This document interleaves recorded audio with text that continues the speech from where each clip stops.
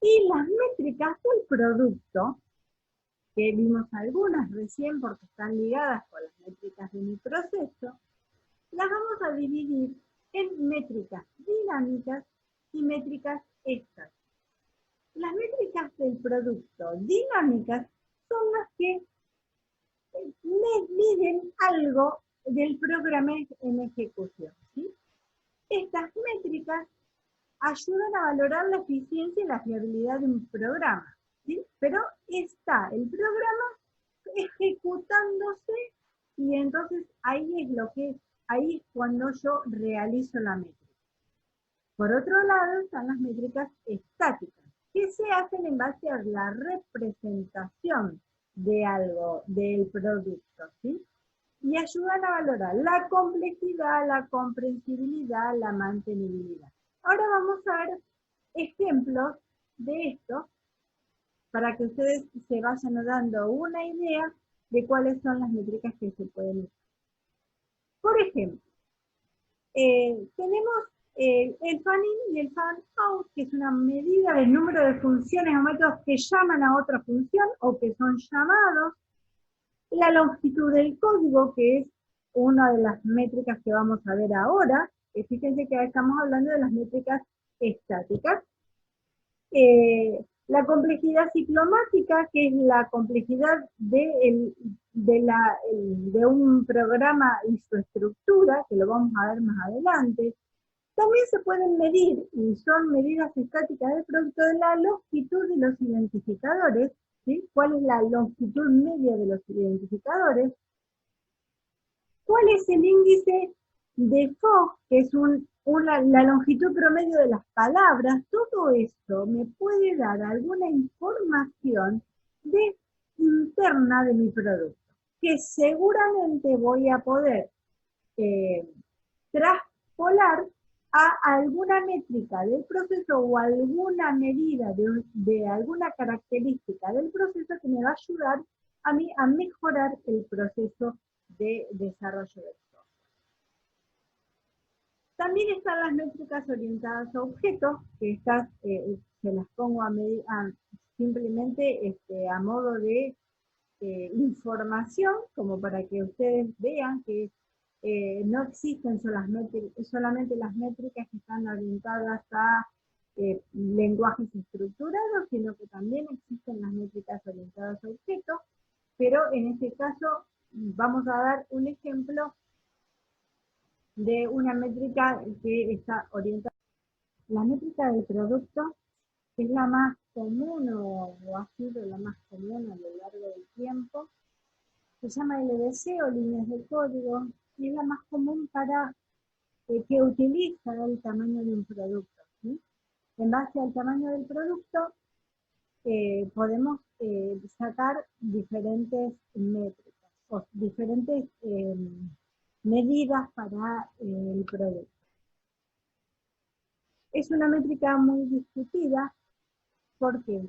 Porque supónganse que yo estoy iniciando un proyecto y saber, eh, quiero saber más o menos cuántas personas necesitaría, o quiero aplicar una métrica, ¿sí? Y decido sacar la métrica o aplicar la métrica de LLDC. ¿Qué pasa? Yo estoy iniciando mi producto, no sé cuántas líneas de código tengo, ¿sí? Por lo tanto, o lo desestimo al uso de esta métrica, o utilizo, bueno, algo aproximado. Y entonces, ¿por qué digo que es discutida? Justamente porque se le dice que es post-mortem. ¿Por qué? ¿Por qué? Porque se puede utilizar una vez que el producto haya sido terminado. ¿Qué podemos sacar con esta métrica? Y podemos sacar puntos o resultados, medidas, mejor dicho, del producto que relacionados con el tiempo, ¿sí? Que el tiempo que hemos usado ha sido bueno, etc. También tiene como resultado, podemos sacar algunas medidas relacionadas con si las personas que utilizamos han sido las correctas o no, ¿sí? O podemos sacar, aproximarnos en función de justamente esto de, siempre cuando hablamos de métrica LDC, sabemos que el resultado final lo vamos a tener, que el resultado verdadero lo vamos a tener al final del proyecto, porque el producto terminado y la cantidad de líneas de código que tiene producto lo vamos a saber al final. Pero de todas maneras, uno puede aplicar esta métrica si tiene registros de proyectos anteriores similares.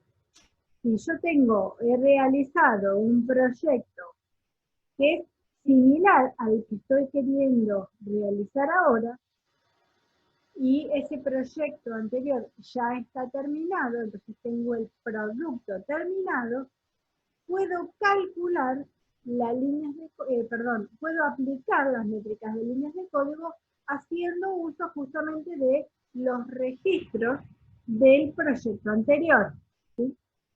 Entonces, esa sería la forma de poder usar una métrica que se le dice post-mortem. Entonces, ¿cuál es la utilidad de estas métricas post-mortem? Justamente conformar como una línea base para futuras métricas, ¿sí? Yo dejo esta medida que hice para un proyecto y que me salió bien, y lo voy a poder utilizar o reutilizar para proyectos anteriores, ¿sí? Pero de todas maneras, aunque yo en la métrica LDC la utilice al final de, cuando ya tengo el producto terminado y sé cuántas líneas de código tiene, esa métrica o las medidas que consigo con esa métrica me pueden ayudar a el mantenimiento, puedo ver la complejidad ciclomática de los programas, y eso me permite a mí justamente hacer una mejora, tener en cuenta cuáles son los módulos críticos. Todo eso tiene que ver con el mantenimiento del producto, y eso lo puedo lograr en base justamente a aplicar esta métrica. ¿Qué se puede obtener? Bueno, hablamos de que se pueden obtener medidas relacionadas con el tiempo y relacionadas con las personas, ¿sí? ¿Cuántas personas uso? Fíjense que acá estamos hablando que podemos obtener una medida de la productividad de las personas, ¿sí? Estoy relacionando las líneas de código, que en realidad estoy hablando de miles de líneas de código en personas mes. Puedo sacar una medida de la calidad, ¿sí?, del producto, que es la relación de errores por miles de líneas de código, y el costo, que es la relación entre lo que me salió en realidad del proyecto, dividido en la cantidad de miles de líneas de código, ¿sí?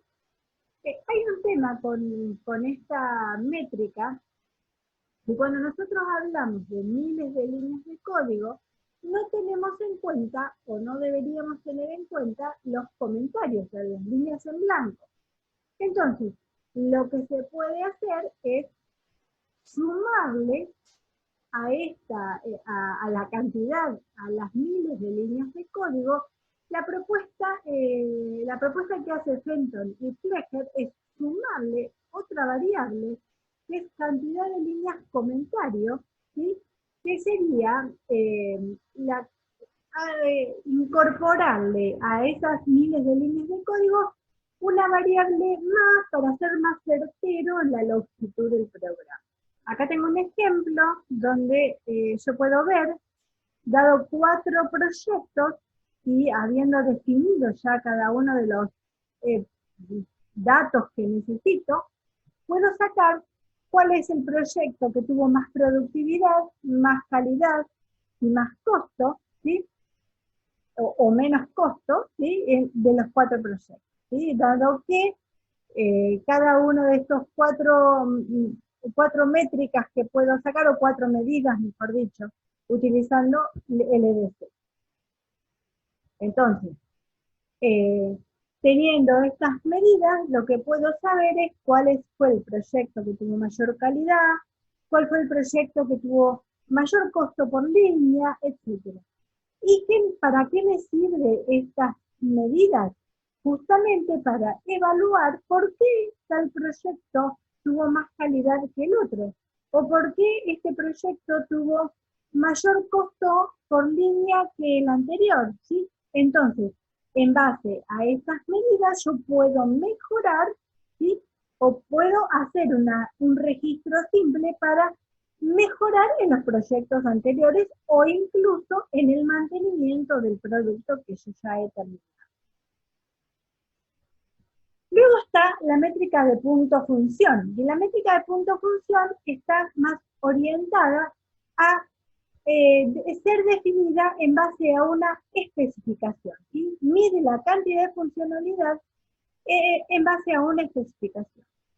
Si ustedes recuerdan, en Ingeniería 1, nosotros vimos una modelización de requerimientos o del sistema en sí, de todo el sistema, utilizando DFD. Ese DFD lo que hacía era modelizar las funciones con una burbuja. Esas burbujas le ingresaban flechas, que eran las entradas, tenía salidas, tenía almacenamientos internos, incluso tenía interfaces externas también. Estos valores también podemos compararlos un poco con casos de uso. El caso de uso no tiene almacenes internos, pero lo demás también se podría usar. Tomando como punto de partida la cantidad de entradas que tiene esta especificación, que vamos a asumir que es un DFD, el número de salidas, el número de consultas, el número de almacenamientos internos y las interfaces, ese número o esa cantidad que tengo, lo tengo que multiplicar por un factor de ponderación que es muy subjetivo, ¿sí? Y que es dado por la organización, ¿no? por el equipo de desarrollo que está realizando el proyecto. Entonces, a la cantidad de entradas lo multiplico por ese factor de ponderación, que puede ser simple, medio, complejo, de acuerdo a lo que defina la organización o el equipo. Con cada una de estas cantidades la multiplico por el factor de ponderación, lo sumo todas esas cantidades y me da un total. Fíjense que la fórmula de punto-función está definida por el total, que es esto que recién hablamos, multiplicada por una cantidad, por 0,65 más 0,01, multiplicado por una sumatoria de FI, donde este FI son valores de ajuste de complejidad de acuerdo a el sistema o el proyecto que nosotros estemos queriendo realizar. Este FI está dado por ponderar o darle un valor a cada una de estas 14 preguntas.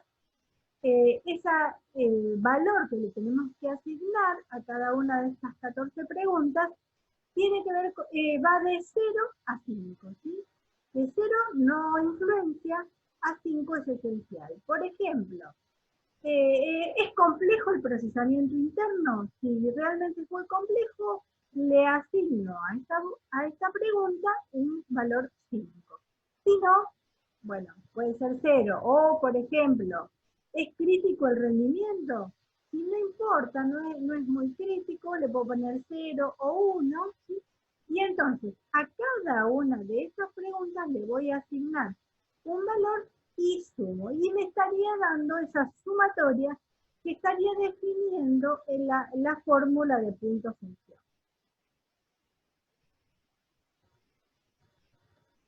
con la métrica de punto función también puedo sacar las medidas de productividad, calidad y costo, ¿sí?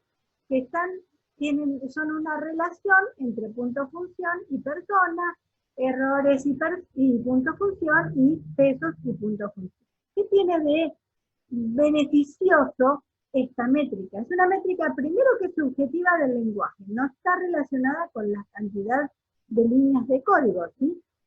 La estimación es fácil, el tema es que nosotros necesitamos que la especificación esté orientada a algo parecido a lo que es un DGD, ¿sí? Que tenga sus entradas, que reconozcamos las entradas, las salidas, que reconozcamos cuáles son los almacenamientos internos, etc.